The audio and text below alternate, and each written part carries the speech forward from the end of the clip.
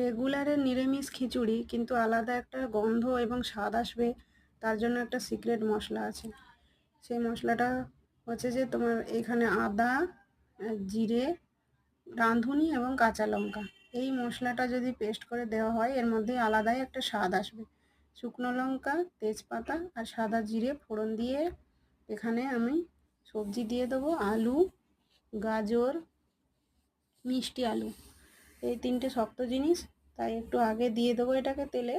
তেলে দিয়ে খানিকটা নাড়াচাড়া করার পরে এখানে ঝিঙে, বরবটি আর কুমড়োটা আমি অ্যাড করে দিলাম। এরপরে এটার মধ্যে লবণ দিয়ে আর হলুদ দিয়ে একটু নাড়াচাড়া করব।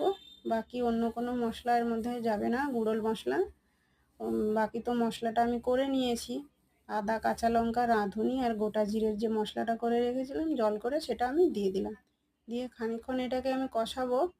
কষিয়ে নিয়ে একটা ভালো স্মেল আসবে এটার মধ্যে। তারপরে আমি ওই মুগ ডাল আর গোবিন্দভোগ চালটা ধুয়ে রেখেছিলাম, ওটা আমি অ্যাড করে দিলাম। অ্যাড করে দিয়ে এটাকেও সামান্য খানিকক্ষণ কষাবো। কষানোর পরে এর মধ্যে আমি দিয়ে দেবো গরম জল। গরম জল দিয়ে এটাকে আমি ভালোভাবে, যে যেভাবে খাবে ওইভাবে থিকনেসটা আমি রাখবো এটা। আর বেগুনি আর কুমড়ো দিয়ে